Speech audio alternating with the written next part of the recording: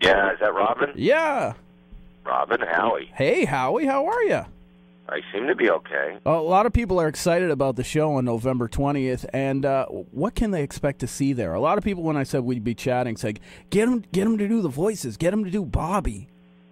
Well, yeah, they get to see all that. I do. The thing is that I don't know what to expect. A lot of if you've been to any of my live shows, they're pretty interactive and improvisational, and I look at it like a giant party, and I just try to be the center of attention. And yes, I do my voices and Bobby and people, and each night and each show is somewhat different, and it makes it fun and fresh for me. I've been touring for over 30 years now.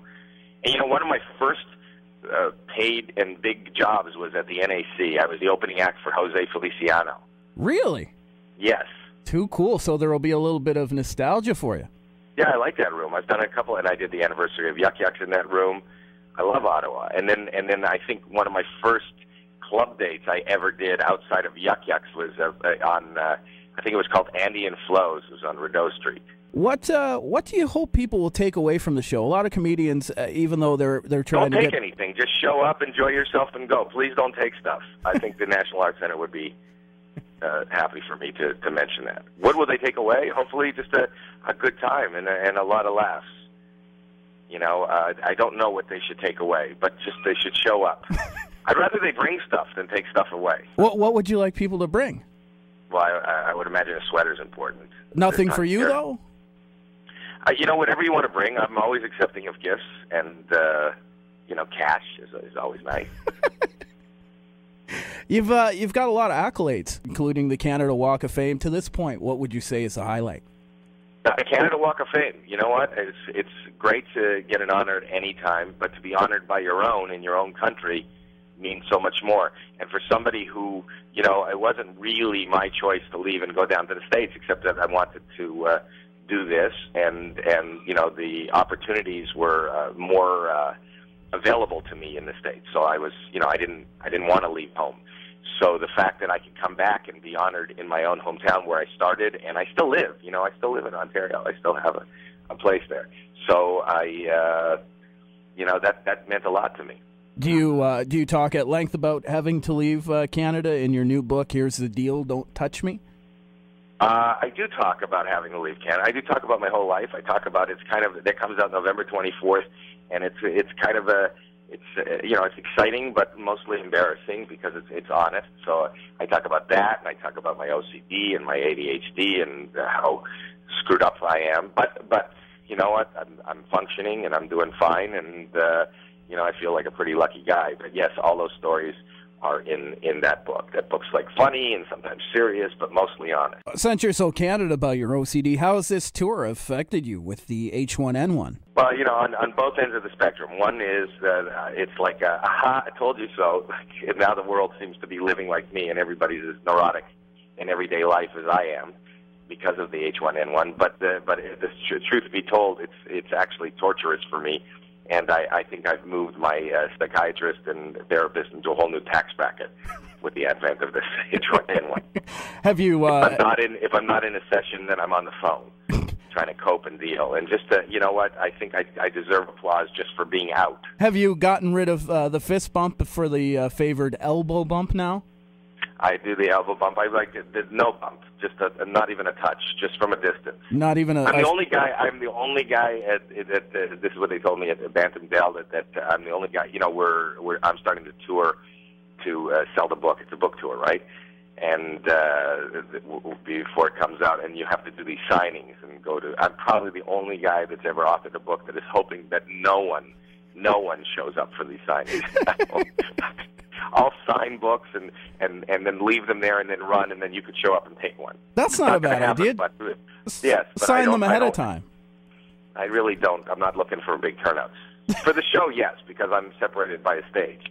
I'm not shaking hands, but I know that people will show up and hopefully, and that's nice, but it's hard for me to cope with. When you're talking about entering rooms and performing, if you were to pick a theme song that would just go off every time you enter a room, what would it be?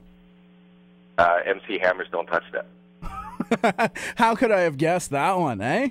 Right. What's your favorite thing about visiting the nation's capital? And you can't say the people because that's lame. All right, you just took away my answer. The nation's capital, I just feel at home any place as soon as I cross the border. So whether it's the nation's capital or whether it's Toronto or whether it's, if I'm in my home province, I just feel at home. And, I have a big history there, and it's just probably one of the most comfortable places for me to be and live and perform in. On the flip side of that, what's your least favorite thing about visiting the nation's capital? You know what? I don't have the possibility of touching someone. That's wherever I go, and that's not the nation's capital. That's just looking at the front door. Welcome to my life. Remember that movie they had years ago called The Boy in the Bubble? Yeah. I thought that was a good thing. And in fact, that's the cover of my book. I'm in a bubble. That was the how-to lesson for you? Oh my gosh, yes.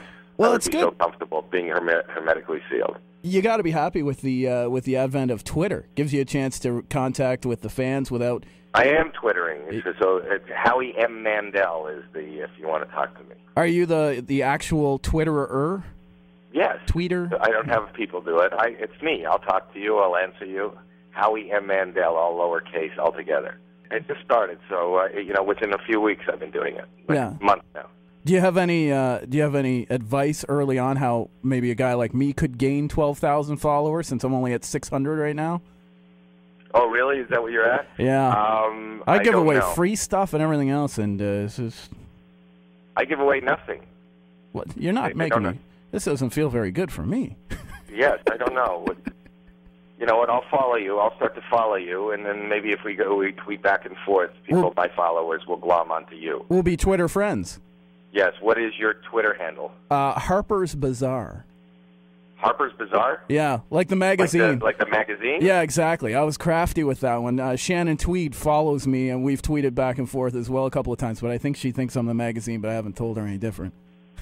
Why? Why should you? Exactly. Well, there you go. Well, she's a Canadian, too. Yeah, exactly. She was in town, just like you. She's a lovely lady. She did her stand-up act?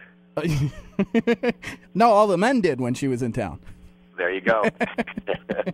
Last question here. Stephen Colbert, another comedian, he's calling us here in Canada a bunch of ice holes for not letting the Americans use our speed skating track. Do you have any comment on that?